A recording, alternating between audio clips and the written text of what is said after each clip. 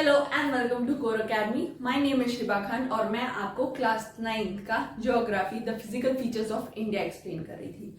Last lecture में हमने देखा इंडिया के मेजर फिजियोग्राफिक फीचर्स, ठीक है। उसमें हमने देखा इंडिया को किन किन एरियाज में हमने वेल डिफाइन किया है, जैसे कि mountain, island, desert area, plateaus, है ना, इन सारी चीजों में डिवाइड किया। फिर उसके बाद हमने पढ़ा mountain range, the Himalayan range, ये पढ़ा।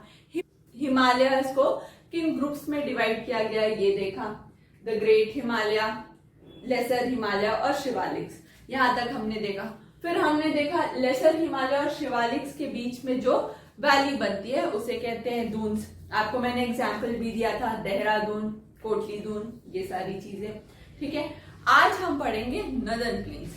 नदर्न प्लेन्स के बारे में मैंने ऑलरेडी आपसे बहुत कुछ डिस्कस किया था, नहीं याद आ रहा है? ओके, कोई बात नहीं, हम आज की क्लास में दोबारा उसको रिवाइज करेंगे, ठीक है। द नदर्न प्लेन्स को आज हम डिटेल में एनालाइज करेंगे। तो नदर्न प्लेन्स को पहले हम लोकेट करते हैं कहाँ, कुछ हिस्सा पंजाब का, ठीक है, पंजाब से अरुणाचल प्रदेश तक के एरिया को, बट अरुणाचल प्रदेश जाते जाते वो टिपर होते जाते हैं, मींस पतले होते जाते हैं। तो ये कुछ पोर्शन है जो कि नॉर्दर्न प्लेन्स में आते हैं। Is that clear? Northern plain का ये कुछ हिस्सा है, आप अपने मैप्स में इसे पॉइंट आउट करेंगे। आइए नॉर्दर्न प्लेन्स के बारे में कुछ और डिटेल्स पढ़ते हैं। This area lies in the south of Himalayan range. देखिए, मैंने आपको हिमालय कहाँ बताया था, कुछ इस रेंज में। तो हिमालय का सदर्न पार्ट में ये पाया जाता है, ठीक है। Basically rivers play important role to create this area. Rivers का बहुत बड़ा हाथ है नॉर्दर्न प्लेन्स बनाने में। तो कौन कौन से reverse? Indus river,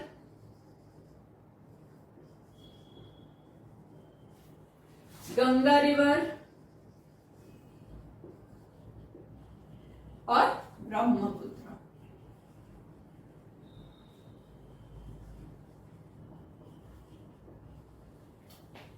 Indus river कहाँ है? पंजाब एरिया में। गंगा मिड यूपी वाले एरिया में, ओके। और ब्रह्मपुत्र आसाम के एरिया में। पंजाब से अरुणाचल प्रदेश तक के एरिया को नॉर्दर्न प्लेन्स माना गया है, ठीक है। Because of these rivers and their tributaries river, northern plains has been formed. Is that clear to you? Fertile soil, amazing climate, adequate water supply. इस एरिया में बहुत ही अच्छे एग्रीकल्चर फैसिलिटीज होती हैं। एग्रीकल्चर बहुत अच्छा होने का मतलब है वहां पे फर्टाइल सॉइल है ना, क्रॉप्स बहुत अच्छे उगते हैं। और जहां पे ये सारी चीजें अवेलेबल होंगी, मींस एग्रीकल्चर का बहुत ही ज्यादा यूज होगा, तो जाहिर सी बात है वहां पे लोग भी बहुत होंगे, पॉपुलेशन भी ज्यादा होंगी, है ना। तो उस एरिया में पॉपुलेशन ज्यादा है और उस एरिया में एग्रीकल्चर यूज बहुत ज्यादा है, क्योंकि इसका मेन कारण क्लाइमेट बहुत अच्छा है, वेदर बहुत अच्छा है, ठीक है। एडुक्वेट वाटर रिसोर्सेज, पानी, लैंड फर्टाइल है। लैंड फर्टाइल क्यों है आगे हम पढ़ेंगे आप, लेकिन अभी समझ लीजिए नॉर्दर्न प्लेन्स में लैंड फर्टाइल है, ठीक है। लैंड फर्टाइल क्यों होती है? एलुवियल सॉइल की मौजूदगी में वहां पे ग्रोथ होती है, इसलिए वहां की लैंड फर्टाइल है, ठीक है। Perfect for agriculture. Northern plains को परफेक्ट माना गया है वहां एग्रीकल्चर के लिए। Is that clear? आगे बढ़ते हैं। अब आपके दिमाग में ये क्वेश्चन अराइज होना चाहिए कि नॉर्दर्न प्लेन कैसे फॉर्म हुआ। आपके बेटर अंडरस्टैंडिंग के लिए मैं कुछ इस तरह से एक्सप्लेन करती हूँ। मैंने आपको बताया था हिमालय बहुत ऊंची ऊंची पर्वत है, ठीक है। ग्रेट हिमालय, लेसर हिमालय और इसे शिवालिक मान लेते हैं। शिवालिक्स बहुत छोटे मींस शिवालिक्स छोटे होते हैं as compare to lesser Himalaya. अब जैसे शिवालिक यहाँ एंड करते हैं, ठीक है, शिवालिक एंड करते हैं तो उसके फुट हिल्स कहाँ होंगे? ये होगा फुट हिल्स। किसके?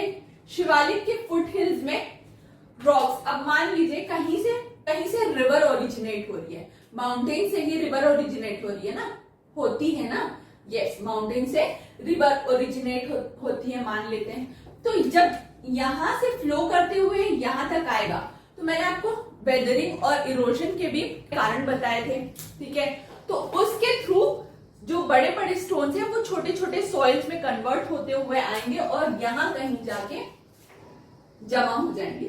मींस अगर कहीं वाटर फ्लो हो रहा है, बहुत तेजी से कंकर पत्थर यहाँ लेकर आते हैं, देन यहाँ डिपॉजिट कर देते हैं और पानी आगे निकल जाता है, क्योंकि ये कर्व्ड एरिया है ना। तो नदर्न प्लेन्स भी ये कुछ कर्व्ड एरिया है, समझ रहे मेरी बात को। नदर्न प्लेन्स भी ये कुछ कर्व्ड एरिया है।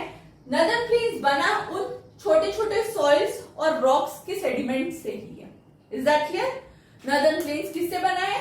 छोटे छोटे रॉक्स और सेडिमेंट्स के थ्रू नदर्न प्लेन्स बना है। अब नदर्न प्लेन्स के एरियाज के बारे में पढ़ते हैं। नदर्न प्लेन्स का जो एरिया है वो अराउंड 7 लाख स्क्वायर किलोमीटर का है। मींस वहां पे 3 यूनाइटेड स्टेट्स कहीं ना कहीं एडजस्ट हो जाएंगे, मतलब काफी बड़ा एरिया है, ठीक है। उसमें से जो लेंथ है वो 2400 किलोमीटर की बताई हुई है और जो ब्रेड्थ है 240 to 320 किलोमीटर के अराउंड है। ओके, मींस कभी कोई इतना चौड़ा होगा तो कभी इतना कोई चौड़ा होगा। 240 किलोमीटर इसका होगा और 320 किलोमीटर इसका बताया गया है, ठीक है। अब नदर्न प्लेन्स को हम 3 पार्ट्स में डिवाइड करते हैं, 1, 2, this one is 1, 2 and 3rd। Is that clear? तो उनके नाम देखते हैं, Punjab plains, Ganga plains and Brahmaputra plains. आपके दिमाग में क्वेश्चन अराइज हुआ है, आई थिंक नहीं हुआ तो मैं आपको बता देती हूँ। क्वेश्चन ये होना चाहिए कि पंजाब, गंगा और ब्रह्मपुत्र, इसका तो नाम मैम ने बता दिया, लेकिन पंजाब का किसी स्टेट के नाम पे क्यों और ये दोनों रिवर्स के नाम पे क्यों? ठीक है, मैं आपको इसका रीजन बताती हूँ। मैंने इंडस रिवर इसलिए नहीं लिखा, अभी पढ़ा कि इंडस, गंगा और ब्रह्मपुत्र में डिवाइड है, लेकिन पंजाब का नाम हमने इसलिए लिया क्योंकि इंडस के साथ सतलज, रावी, बीस ये सारी नदियां भी मिलके उस प्लेन को बनाती है। तो किसी एक रिवर को इतना इंपॉर्टेंस देना सही नहीं लगा जियोलॉजिस्ट को। और ये सारी 5 रिवर्स है, इंडस, सतलज, रावी, ब्यास और ये सारी चीजें, ये 5 रिवर्स मिलके बनी है, इसलिए इसका नाम पंजाब। तो इसको अगर हम इसे कुछ डिफरेंशिएट करें तो पंच और आब होगा, ठीक है। पंच मतलब 5 और आब मतलब river. Is that clear?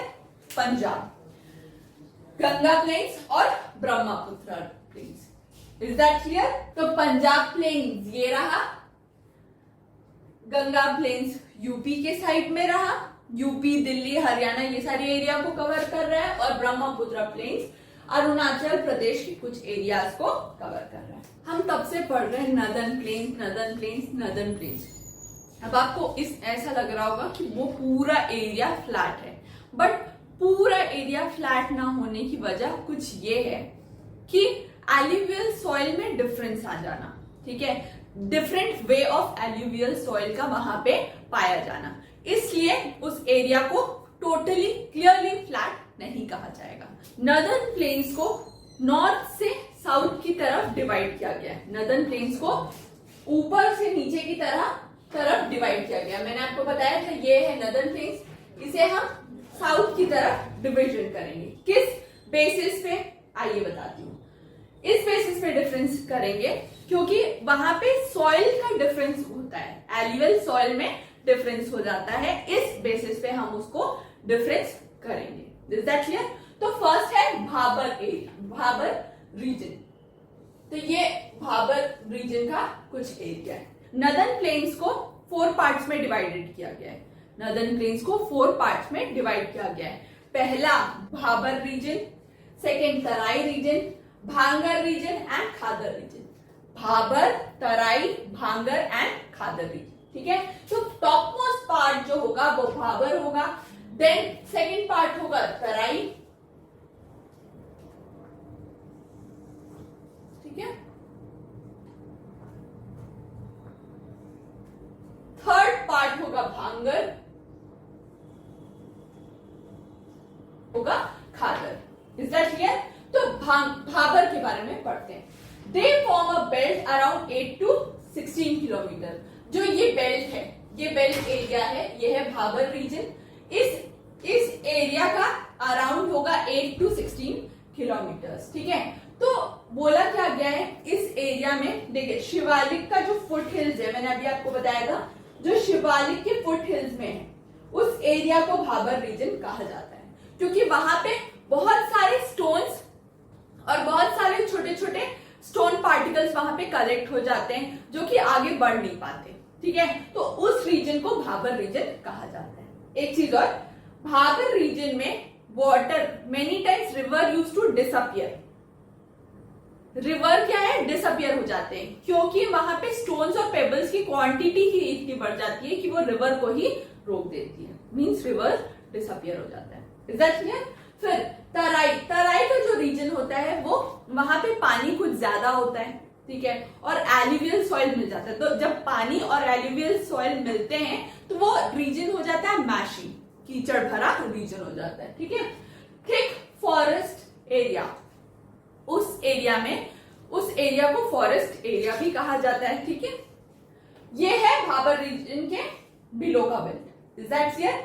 Then Bhangar, Bhabar, तराई और अब थर्ड है भांगर। यहाँ पे ओल्ड एल्यूवियल सॉइल पाई जाती है। ओल्ड एल्यूवियल सॉइल मींस, देखिए सॉइल ऊपर से, अब कुछ तो मैंने बताया कि शिवालिक के में आके कुछ स्टोन्स रह जाते हैं, कुछ स्टोन्स आगे भी बढ़ जाते हैं और भांगर रीजन में आके कलेक्ट हो जाते हैं। ठीक है, और उस एरिया में पानी नहीं पहुंच पाता, वो स्टोन धीरे धीरे एल्यूवियल सॉइल में कन्वर्ट हो जाते हैं। तो ये क्या है, जो भांगर रीजन है वो large in area and they are below Terai region. ठीक है, अब ये है खादर रीजन।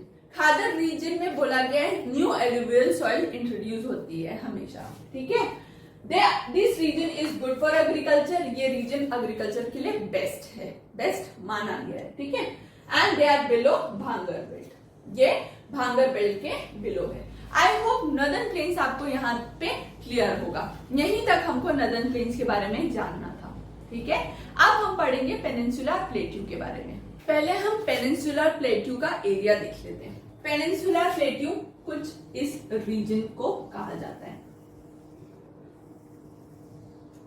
ठीक है, पेनिनसुला कुछ इस रीजन को कहा जाता है। पेनिनसुलर मींस, देखिए जब मैं कह रही हूं पेनिनसुलर और प्लेट्यू,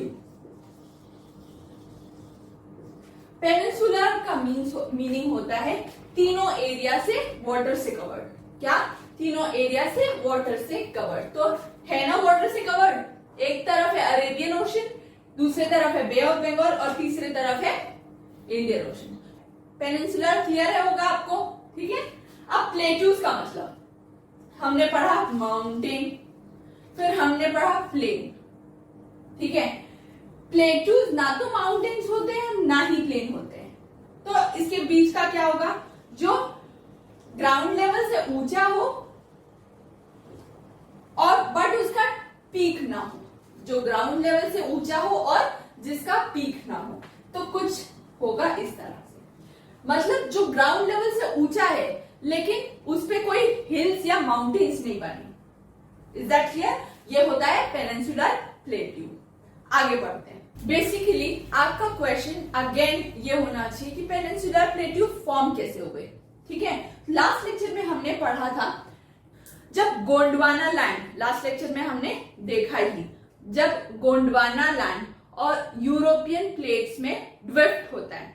ठीक है, ड्रिफ्ट होता है तब पेनिनसुलर प्लेट्यू फॉर्म होते हैं। ड्रिफ्ट मतलब गोंडवाना लैंड ड्रिफ्ट होती है, मतलब फैलती है, और इंडिया का पोर्शन आके यूरोपियन प्लेट में मिलता है, तब पेनिनसुलर प्लेट्यू फॉर्म होती है।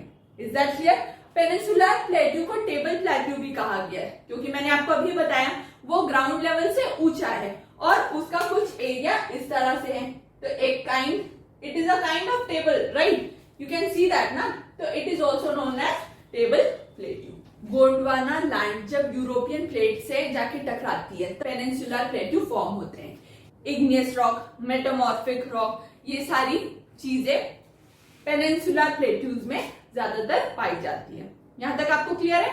आगे चलते हैं। अब पेनिनसुलर प्लेट्यूज को भी दो हिस्सों में बांटा गया है। पेनिनसुलर प्लेट्यूज को भी दो हिस्सों में बांटा गया है। देखते हैं कैसे।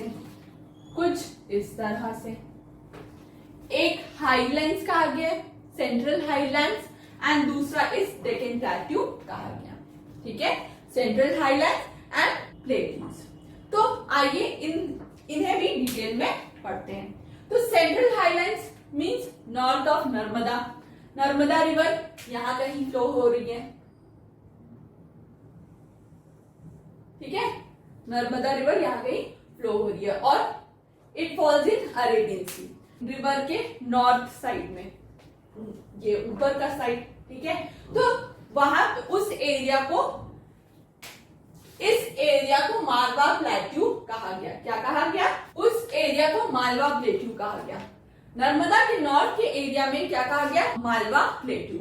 मालवा प्लेट्यूज के अंदर भी 3 डिविजन्स आते हैं। आइए देखते हैं। पहला है Bundelkhand plateau, second Baghelkhand plateau, and third is छोटा नागपुर प्लेट्यू। इसे हमें उतना डिटेल एनालाइज करने की जरूरत नहीं है, जितना हम एक्सप्लेन करना उतना ही काफी है। ओके, और वहीं डेक्कन प्लेट्यूज में की तरफ देखें तो आपको दिख ही रहा है, these are triangular in shape, है ना, ट्रायंगुलर इन शेप। और एक चीज, जो डेक्कन प्लेट्यू है, Deccan plateau is higher in west and slope in east. Higher, यहाँ पे इस एरिया में बहुत ऊंची ऊंची पहाड़ है, but as compare to this area, यहाँ पे उतनी ऊंची पहाड़े नहीं है। स्लोप इस तरफ है, ईस्ट के तरफ। Is that clear? तो इसीलिए काफी रिवर्स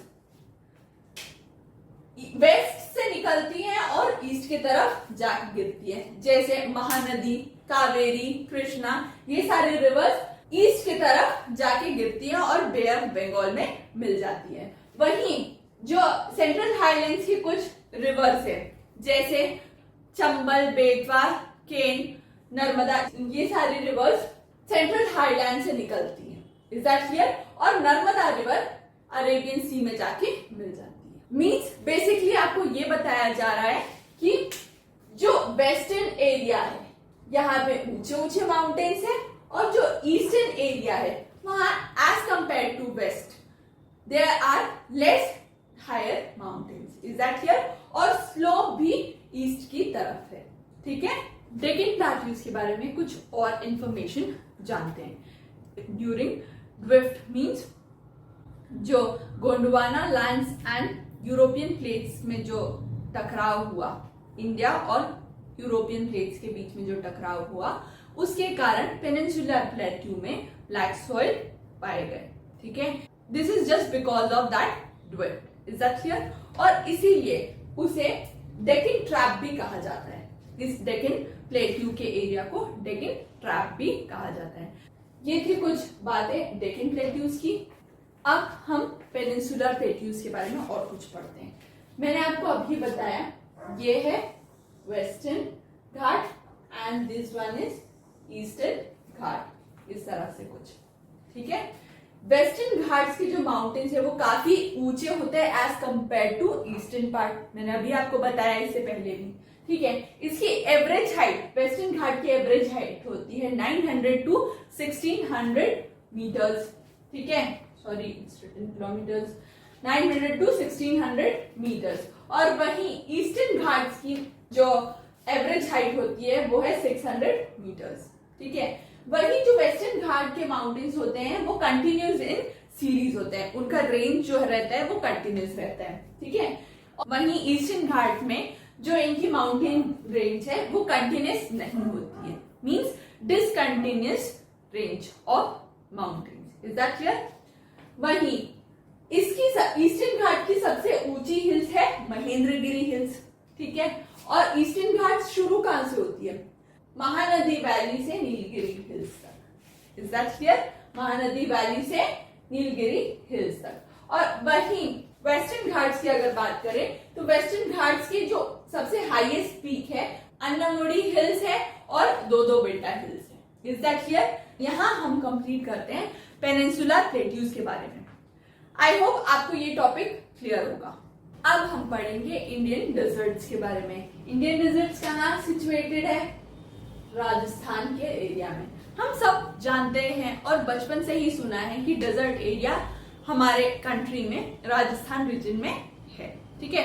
जब भी आप डेजर्ट सुनेंगे तो सबसे पहले आपके माइंड में क्या आता है? हाँ, एक रेत का पहाड़ जहां पे ऊंट चलती हो, है ना। तो यस, ऐसी ही जगह को डेजर्ट कहते हैं, ठीक है। तो आइए इसके बारे में और जानते हैं। तो ये एरिया है नियर राजस्थान। राजस्थान के एरिया में डेजर्ट एरिया पाया जाता है, which is authentically Aravalli hills के वेस्ट साइड, ठीक है। अरावली हिल्स के वेस्ट साइड में ये पड़ता है, okay. Indian desert is full of sand. Indian desert आपको पता ही है, Indian desert full of sand है, इसीलिए इसे सैंडी प्लेन्स भी कहा जाता है, ठीक है। सैंड ड्यून्स, सैंड ड्यून्स मतलब रेत के पहाड़। यहाँ पे कई रेत के पहाड़ भी हैं, आप जानते ही होंगे। Dry region, no vegetation. इस एरिया में कोई स्पेसिफिक वेजिटेशन नहीं है, क्योंकि वहां पे एडिक्वेट अमाउंट ऑफ वाटर ही अवेलेबल नहीं है, तो कोई भी फसल कैसे उगेगी, ठीक है। कोई भी एग्रीकल्चर फैसिलिटीज वहां पे अवेलेबल नहीं होंगी, ठीक है। आगे बढ़ते हैं। वहां का रेनफॉल भी कम से कम 150 मीटर्स का ही है। जो रेनफॉल है वो अराउंड 150 मीटर्स तक का ही है। और वहां पे सबसे लंबी रिवर है लूनी रिवर। सबसे लंबी रिवर उस समय कब? जब रेनी सीजन में सबसे लंबी रिवर लूनी रिवर्स को कहा जाता है, ठीक है। इसके अब क्रिसेंट शेप, जो सैंड ड्यून्स है वो क्रिसेंट इन शेप। क्रिसेंट का मतलब सेमी सर्कल। आप कभी दूर से देखेंगे तो ऐसा लगेगा सेमी सर्कल इन शेप है, ठीक है। और लॉन्गिट्यूडनल ड्यून्स, और जो रेत की जो पहाड़ है वो खड़ी रेखाओं जैसे भी दिखेंगी, मींस लंबी लंबी धारियां भी दिखेंगी। वो स्पेसिफिकली हमें इंडो पाकिस्तान रीजन के तरफ ही देखने को मिलेगा। Is that clear? तो ये कुछ पॉइंट्स थे जो इंडियन डेजर्ट से रिलेटेड थे। आई होप आपको यहाँ तक क्लियर है। आगे चलते हैं। अब हम पढ़ेंगे द कोस्टल प्लेन्स के बारे में। तो इसे आइडेंटिफाई करते हैं, मार्क करते हैं कहाँ है। ये है कोस्टल प्लेन्स।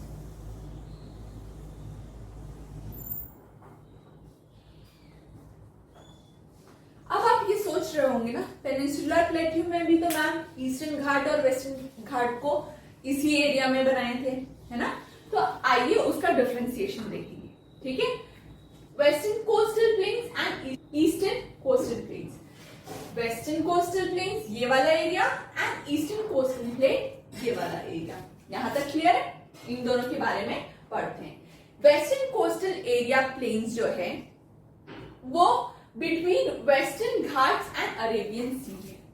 वेस्टर्न घाट और अरेबियन सी के बीच में है। ये बहुत ही नैरो लाइन होती है, ठीक है। बहुत ही नैरो लाइन होती है, मींस आप सबसे कॉर्नर का लाइन देख लीजिए, इसे कहा जाता है वेस्टर्न कोस्टल प्लेन, ठीक है।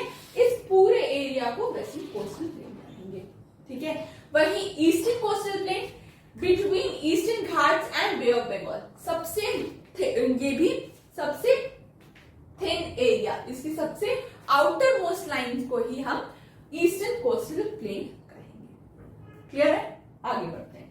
Discontinuous plain, it has which western coastal plain has discontinuous plain series. हमने पेनिनसुलर प्लेट्यूज में क्या पढ़ा था, याद करिए। हमने पढ़ा था माउंटेन सीरीज जो है, माउंटेन रेंज है, वो कंटिन्यूअस सीरीज पे है, बट यहाँ पे डिसकंटिन्यूअस प्लेन्स बोला गया है, मींस माउंटेन्स है, प्लेन्स की यहाँ कमी है। समझ रहे हैं बात को? वहीं ईस्टर्न कोस्टल प्लेन्स में continuous plain region.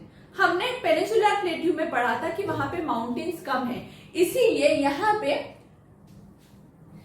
Eastern coastal planes में कंटिन्यूअस प्लेन सीरीज ज्यादा होंगी, ठीक है।